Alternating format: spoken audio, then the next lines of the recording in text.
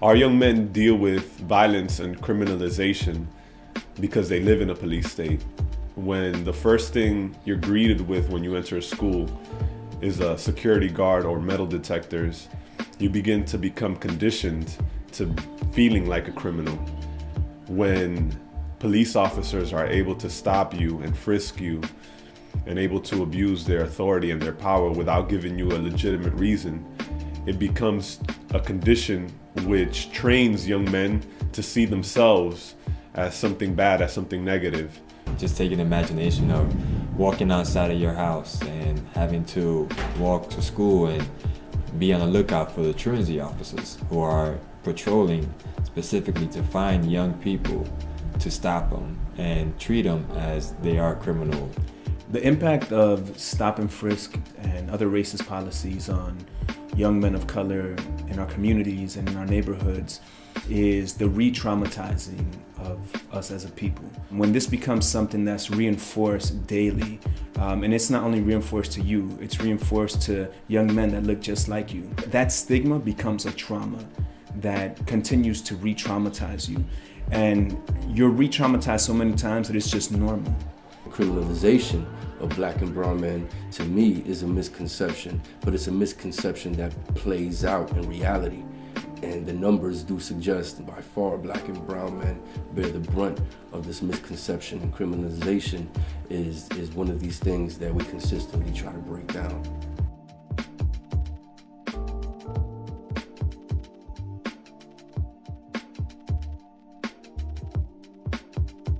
I think self-image plays a huge part in the work that we do with our young men, especially as it relates to criminalization, because young men are flooded with imagery from TV, music videos, film, newspapers, all kinds of media that portray them as criminals, that portray them in a way that really dehumanizes them.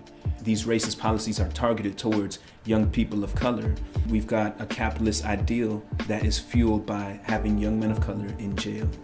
And the issue with the prison industrial complex is that it demands criminals, it demands prisoners, it demands workers. So the work that we do as chapter leaders with our young men is really breaking down these images, breaking down these stereotypes, so that young men can define for themselves what a man, what a brother, what a leader is.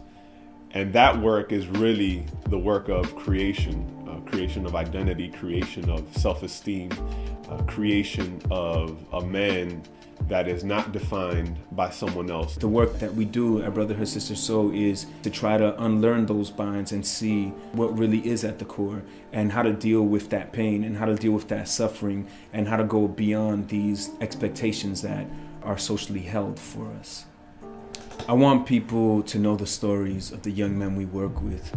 I want them to know the beautiful human beings that they are, the intellectual giants that they are. What I want people to know about the young men that we work with is really simple, and it's an old saying: don't judge a book by its cover. And when we say the cover, it's the way that the young men look, the way the young men react, the knowledge that they may have because of the knowledge that they're given. I want people to know that our members are also children.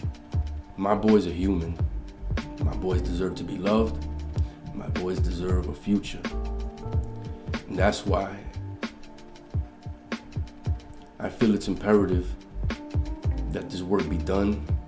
That's why when I look to my left and I look at Nando, I look to my right and I have a manual and the support structure that is Brotherhood. I'm very thankful to come out of this program as a supplemental program. But to other young men, this is a primary source of guidance and love, a foundation, a rock, a pillar, a place that will not go anywhere because we are dedicated to them. And this is a place of love. At the very end of the day, this is love. I'm a big brother, and I'm speaking for everybody here. There's some people here who are big brothers to these men, young men. We're uncles to these young men, and to some, we're fathers. And that's something you can't put a price on. And it's a vocation. And we do it out of love because we love them and they love us.